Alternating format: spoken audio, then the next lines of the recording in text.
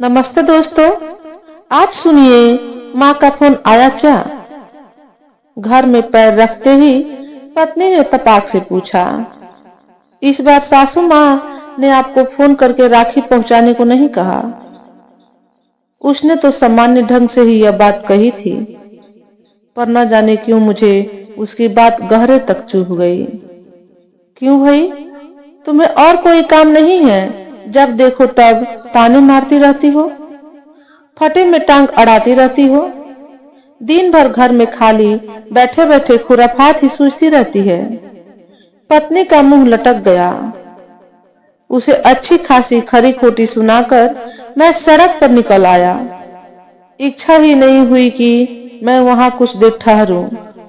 इसलिए नहीं कि मुझे पत्नी पर अपार क्रोध आ रहा था, बल्कि इसलिए कि उसने मेरी दुखती रग पर हाथ रख दिया था। मैं डर गया था कि कहीं वह मेरे मन के चोर को पकड़ न ले। सड़क पर इधर उधर सवारियां अपनी गति से दौड़ लगा रही थी। किसी को भी एक क्षण रुकने की फुर्सत नहीं थी। शायद वे भी डर रही थी कि रुक गए तो सृष्टि की गति ही न थम जाए। हाँ, सही भी तो है।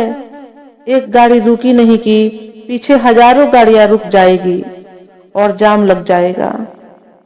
यह जाम भी कम समस्या नहीं है। लग जाए तो घंटों फुर्सत, चाहे कोई भी हो, कितना भी जरूरतमंद हो। फंस गया तो निकलना मुश्किल। पर हलचल तो मेरे मन में मची है, बाहर से बड़ी हलचल। विचार कितनी तेजी से आ रहे हैं और जा रहे हैं, न रुकते हैं न ठहरते हैं। जैसे उन्हें भी डर है कि कहीं एक पल भी ठहरे तो जिंदगी भर के लिए जाम न लग जाए और मेरा मन उस जाम के झाम में न फंस कर रह जाए। सच ही तो पत्नी ने कुछ गलत तो नहीं पूछा था। इतने सालों में ऐसा तो कभी नहीं हुआ कि माँ ने फोन करके न कहा हो कि मामा के यहाँ राखी और मिठाई पहुंचा देना। पर इस साल माँ ने फोन नहीं किया। वाद विवाद किस घर में नहीं होता, और मुझसे तो माँ से कोई विवाद भी नहीं हुआ। ये भी तो हो सकता है कि उसका मन नहीं हो मामा के यहाँ राखी भेजने का। मैं अपने मन को समझाने लगा, पर नहीं, ऐसा नहीं हो सकता। वह सब कुछ भूल सकती है, पर मामा को राखी भेजना नहीं भूल सकती। तब अचानक मेरा ध्यान पत्नी की बात पर आ गया। वह भी जैसे जैसे राखी नजदीक आ रहा था, इंतजार कर रही थी कि माँ का फोन राखी पहुंचाने के लिए जरूर आएगा। उसका रोज का यही काम था। जब मैं शाम को घर पहुंचता तो एक ही सवाल रहता, माँ का फोन आया क्या? क्यों? मैं नहीं समझ पा रहा था कि वह मेरे खोखलेपन को भरना चाह रही थी या उसे उजागर करना चाह रही थी, या मेरे मन के चोर और कमजोरी को उकेरना चाह रही थी, या मुझे रिश्तों के बदलाव से अवगत कराना चाह रही थी। पर मैं जानता हूँ उसकी ऐसी कोई मंशा नहीं थी।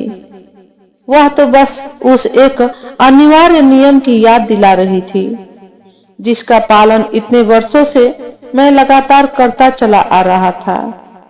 चाहे मैं मामा की बेरुखी पर खुश रहूं या नाराज, पर मैं माँ की बात टाल नहीं पाता और वहां जरूर जाता।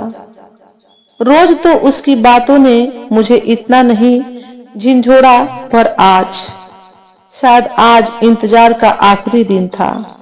इसलिए, पर कल भी तो है। माँ कल भी तो फोन कर सकती है। राखी भी तो कल ही है। और कितनी दूर है मामा का घर? शहर में इतनी दूरी को दूरी कहाँ कहते हैं। भले ही मन में कितनी भी दूरियां हों, पर अगर नहीं किया तो इस तो में कितना कुछ आकर अटक गया। नहीं नहीं, रुकना नहीं है। रुके नहीं कि जाम लग जाएगा, विचारों का जाम। फिर तो इस जाम से निकलना मुश्किल ही नहीं, नामुमकिन हो जाएगा। जब से शादी हुई है मैंने महसूस किया माँ की दृष्टि मेरी ओर से कुछ बदल सी गई है, या वह मेरी तरफ से लापरवाह हो गई है, या उन्हें ये लगता है कि मेरी देखभाल करने वाला कोई आ गया है, इसलिए वो मेरी तरफ उतना ध्यान नहीं देती जितना पहले देती थी। पर क्यों? कहीं ऐसा तो नहीं कि मैं ही बदल गया हूँ, पत्नी का पक्ष लेने लगा हूँ। मैं स्वयं को टटोलने लगा और बीती बातें मेरे मानस पलट पर उभरने लगी, एक के बाद एक, किसी फिल्म की तरह। अभी उसी दिन की ही तो बात है, मुंडन में जाना था। माँ ने मुझसे कहा तो मैं पत्नी के साथ जाने को तैयार हुआ। माँ ने पत्नी के लिए मना कर दिया, बस मैं भी नहीं गया। माँ को दुख हुआ होगा, मैंने पत्नी की साइड ली। पर जाने पर सब पूछते, अकेले क्यों आए हो, भाभी को क्यों नहीं लाए? सबको क्या जवाब देता? माँ ने नहीं आने दिया। पर उन सब बातों को उभारने से क्या फायदा? जिंदगी तब भी चल रही थी, बात इतनी तो नहीं बिगड़ी थी। क्या सचमुच बात बिगड़ गई है? एक झटका सा लगा, कोई गाड़ी मेरे बगल से शर से निकल गई। यह मैं क्या सोचने लगा, माँ भाई के साथ ही तो है, उसे शायद माँ की जरूरत मुझसे ज्यादा है, या फिर माँ को उसकी ज्यादा जरूरत है। यह जरूरत शब्द भी ना उलझा के रख देता है। हाँ, भाई की नौकरी है, वह कमाता है, जरूरतें पूरी कर सकता है। मैं तो किसी की जरूरत भी पूरी नहीं कर सकता। अनायास एक कुंठा मन में भरने लगा। प्राइवेट नौकरी की कुंठा, या जरूरतें पूरी न कर पाने की कुंठा, या व्यवहारों में बदलाव की कुंठा, कह नहीं सकता, पर मन संकुचित होने लगा। प्राइवेट नौकरी में सुबह से शाम तक खटो, फिर भी पेट भर खाने को नहीं हो पाता। बच्चे हो तो भीख मांगने जैसी स्थिति हो जाती है। भीख तो भीख है, चाहे सड़क पर खड़े होकर मांगो या घर में किसी से। पर माँ मेरी तरफ से लापरवाह हो गई है। वह खुलकर मुझसे कुछ नहीं कहती, पर जब तक पत्नी से कहती रहती है। पत्नी कभी पलटकर जवाब दे देती है, कभी सुनकर चुप रह जाती। वह मुझसे माँ की बातों की शिकायत नहीं करती, जैसा कि आमतौर पर घरों में होता है। न कभी माँ की बातों को लेकर झगड़ती। हाँ, कुछ दिन बीत जाने पर जरूर बताती माँ ने क्या कहा। मुझसे न कहे तो किससे कहे, उसका अपना कोई ऐसा भी तो नहीं। कभी कभी कहते, देखो जी, माँ का विचार है घर बेचने का। ठीक भी है, उन लोगों को यहाँ रहना ही नहीं है, बाहर ही बाहर रहना है। इतने बड़े घर में हम ही तो 2 जने रहते हैं। पर उस पैसे में से तुम एक फूटी कौड़ी भी मत लेना, सब अपने भाई बहनों को दे देना। आखिर सब कुछ, सारे खर्चे भैया ही ने तो उठाए हैं। मैं उसकी उटपटांग बातें सुनकर चुप लगा जाता। उसे क्या, वह तो दूसरे घर से आई है। उसे तो मेरा घर, मेरी माँ, मेरे भाई पराये ही लगेंगे। पर यह तो मेरा घर है, मैं इसके विषय में पराया होकर कैसे सोच सकता था। इस बार तो माँ ने उसे अल्टीमेटम ही दे दिया था कि आधे घर में मैं ताला बंद कर दूंगी, और उसने सहजता से पूरा घर ही माँ को सौंप दिया।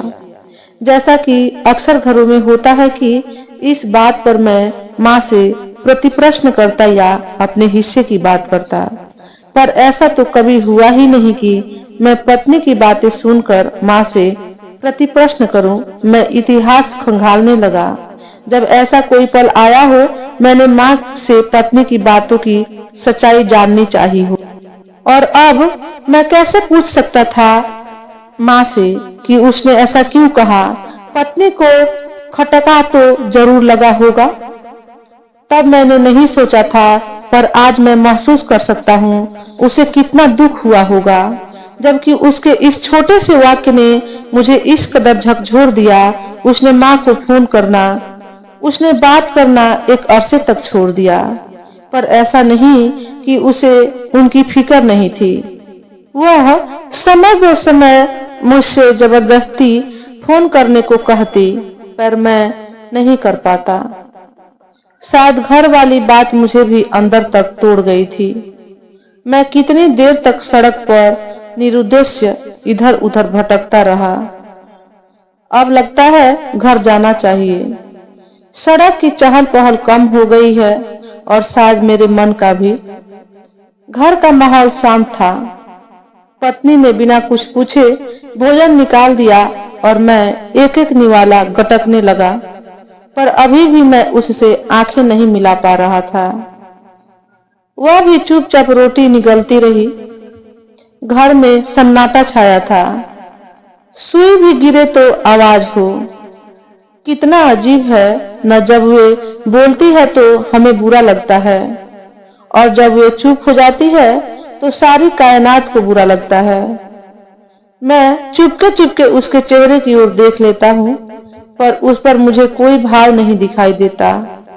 जाने वह क्या सोच रही थी, या उसके मन में भी विचारों का जाम लग गया था जिससे निकलने का वह अथक प्रयत्न कर रही थी।